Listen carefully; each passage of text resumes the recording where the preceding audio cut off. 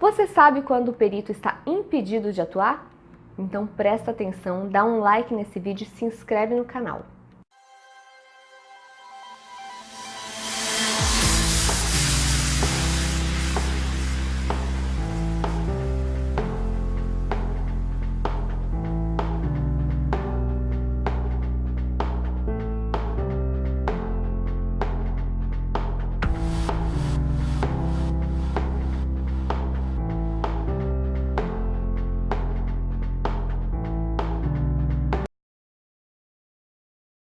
Ninguém além do juiz no processo pode destituir o perito, além do juiz. Apenas o juiz pode fazer essa destituição.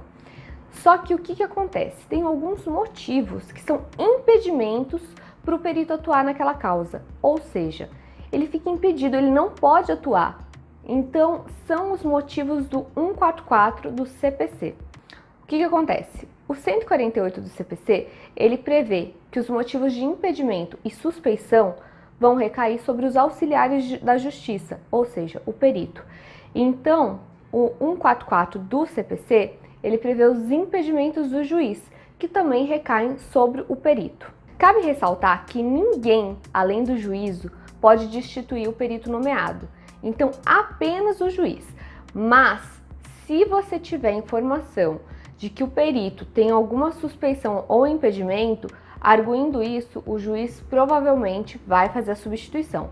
Mas tem que ser elementos objetivos, nada de trazer informação rasa, amizade do Facebook, do Instagram. Isso não é um motivo suficiente, mesmo porque as pessoas podem se conhecer, mas não ser um amigo muito próximo. Então, isso não é motivo de suspeição. 144 do CPC.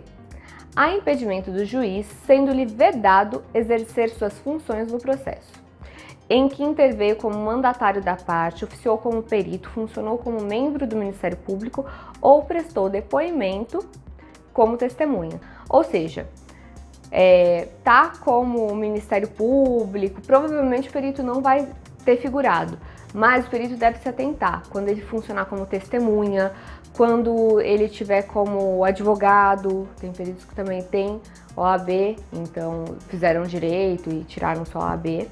Então tem que tomar cuidado, se ele já teve como advogado na causa, então ele não pode figurar como perito, bem como se ele tiver sido assistente.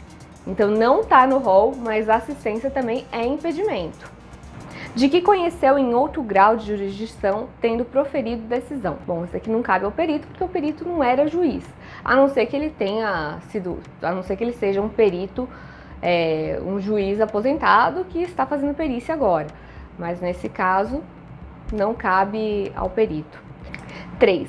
Quando nele estiver postulado como defensor público, advogado ou membro do Ministério Público, sendo cônjuge ou companheiro ou qualquer parente consanguíneo ou afim em linha reta ou colateral, até o 3º grau, inclusive.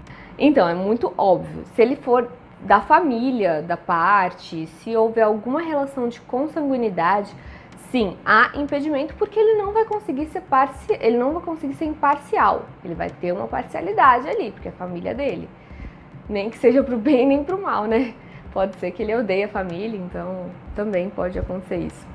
Quando for parte no processo, ele próprio, seu cônjuge ou companheiro ou parente consanguíneo afim, em linha reta ou colateral, até o 3º grau, inclusive. Esse é o motivo 4º. No inciso 3º, fala da relação do perito com os advogados, defensores públicos. Então, ele não pode ter uma relação com o advogado, o Ministério Público. E no 4º é com a parte. É a relação de afinidade, relação de parentalidade com a parte. Inciso 5. Quando for sócio ou membro de direção ou de administração de pessoa jurídica, parte do processo. Ou seja, se eu tiver uma empresa, eu não posso ser perita nesse caso, porque eu vou estar sendo parcial, é a minha empresa. Inciso 6º.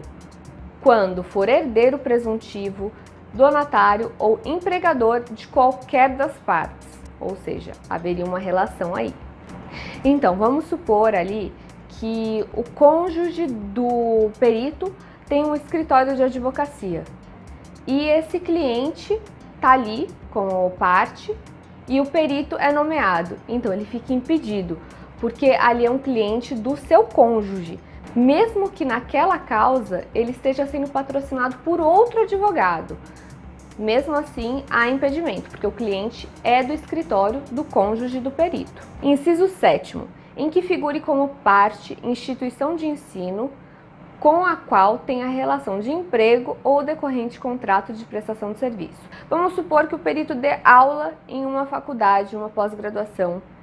Então, ele vai ter uma relação com aquela empresa. Ele não pode ser perito naquele processo. Então, esse é o inciso 7º. Inciso 8º, em que figure como parte cliente de escritório de advocacia de seu cônjuge, companheiro ou parente consanguíneo ou afim, em linha reta ou colateral até o 3º grau, inclusive, mesmo que patrocinado por advogado de outro escritório. Então, vamos supor ali que o cônjuge do perito tem um escritório de advocacia e esse cliente tá ali como parte e o perito é nomeado, então ele fica impedido, porque ali é um cliente do seu cônjuge, mesmo que naquela causa ele esteja sendo patrocinado por outro advogado. Mesmo assim, há impedimento, porque o cliente é do escritório do cônjuge do perito. Inciso 9. Quando promover ação contra a parte ou o seu advogado, ou seja, se o perito for nomeado numa causa em que a parte seja alguém que ele está com uma ação contra, ou então até mesmo contra o advogado, então há impedimento nesse caso, ok? Então, e aí, gostaram? Dá um like no vídeo, se inscreve no canal para saber mais sobre perícia.